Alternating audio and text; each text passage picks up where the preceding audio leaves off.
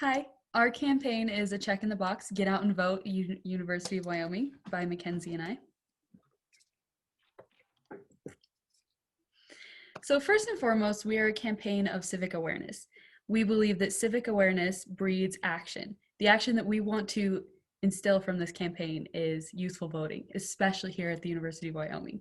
So we will work hard to inform students of the importance of voting, and we will implement better practices to increase college student voting at the University of Wyoming here. Voting is not only a civic duty, but it is a responsibility as a member of this society. We believe that our government fails when there's no citizen engagement, when there's no educational informed voting. That's the base foundation of democracy. College students make up about 30% of eligible voter population. Of that 30%, only 50% votes. Now, we have seen an increase in the past couple of years of youthful voting, but what this campaign is trying to tell you is that while more people are out voting in recent elections, we want you to understand why you're voting, and we want you to understand that your vote matters. The biggest message and takeaway from this campaign is that your vote matters. So why college students? Only 36% of the voter population have a 4-year degree. Like we said in the previous slide, democracy relies on an educated and concerned, informed electorate.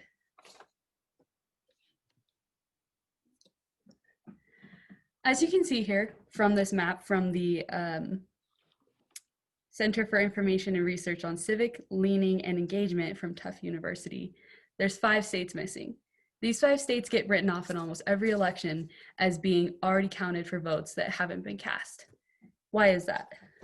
Well, historically, Wyoming has been a red state, and we also have one of the least largest numbers of delegates within the Electoral College.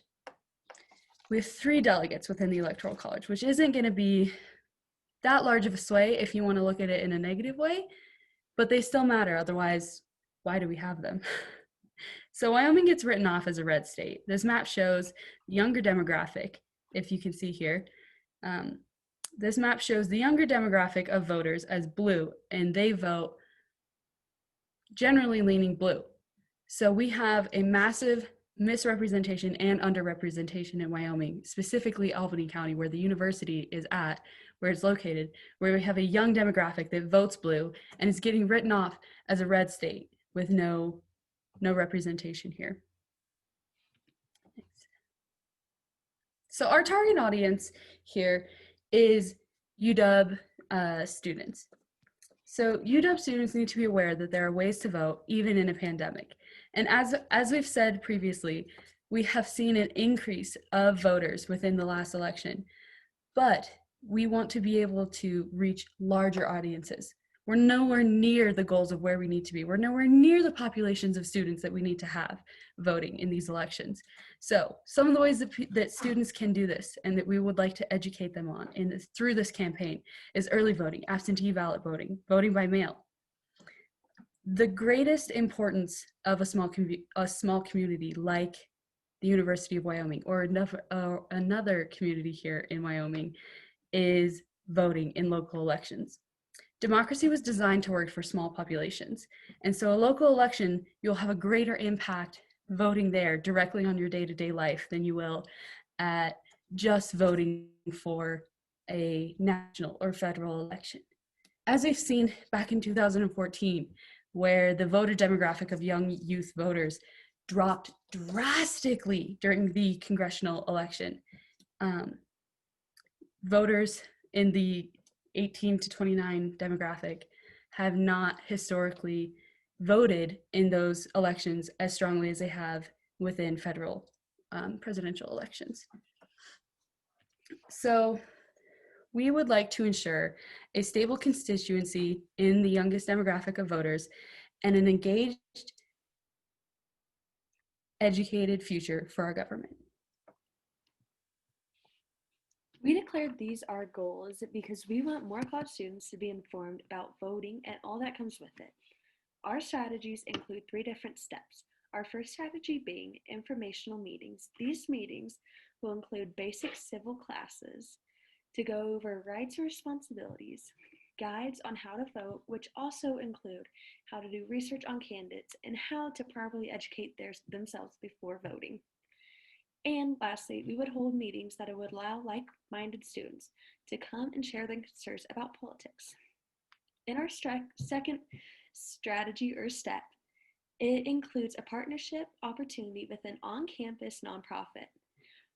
On the UW campus, there are many organizations like Campus Vote Project and Campus Election Engagement Project that work with universities all over the country to increase college voter turnout. We would plan 3 meetings in 3 months of September, October, and November. In October, we would practice voting booths for students that have never had voting experience before. We would simulate actual voting practices while allowing questions and discussions among fellow students for a better learning experience. In November, we would hold an election turnout party that will focus on events like the primary election, debates, general elections, and other important events that are currently happening in politics. Our third strategy or step would include a student lobby group and petition not only for student government, but would also influence all levels of government. The student lobby group could pursue change on campus and within the university. Ideally, this is a group that we would start with our campaign help. So barriers and challenges come in all ways, whether it be through voter laws or through media outlets and politics. While being off at college is a learning experience, many students do not vote because of voter ID laws. Because of voter ID laws, many people are not able to register to vote, receive a ballot for an election, or actually vote in elections in the United States. The lack of knowledge or research about the president or local laws and statutes. We hope by launching our campaign and strategies that this barrier would disappear and become non-existent. Another not very realized barrier or challenge is physical or mental disabilities. Depending on what the situation is, it can be a hardship on one with a physical disability to be able to get to the polling place, and also if the polling place were not handicap accessible, it would also be hard for them. Someone with a mental disability may not have the cognitive skills to make up their own opinion about how to vote. Media outlets are a way to get political news in today's society. It is a known fact. There is Twitter, Snapchat, Facebook, anything. But with the media comes fake news and false information, which everyone knows that is a very large topic in today's world. So our campaign messages, they are get out and vote UW and awareness breeds action. Get out and vote UW is mostly directed towards those students who are not registered to vote and those who are registered but do not actively vote.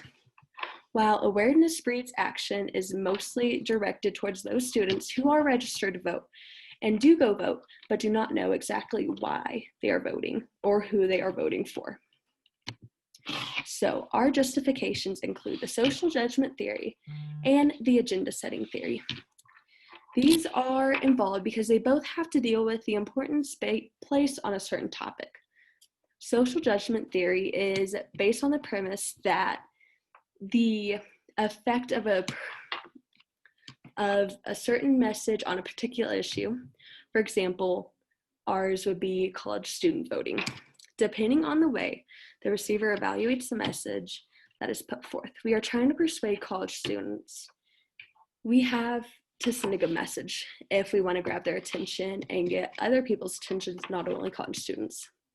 The agenda setting theory is the ability to influence importance placed on the topic of public agenda, which we are trying to place a significant importance on the topic of voting. This has been going on for a while, and it's just basically how many people are turning out to vote from the UW campus. So we would send out to the entire student body of the University of Wyoming a survey just to kind of gather their information, knowledge about voting, if they are registered to vote, and their thoughts on the importance of voting. We would collect the information before our campaign begins, put it aside, and then our campaign would begin and take place. We would start a Facebook page or group about the campaign where it is open to the University of Wyoming student body to ask questions, comments, concerns about our campaign.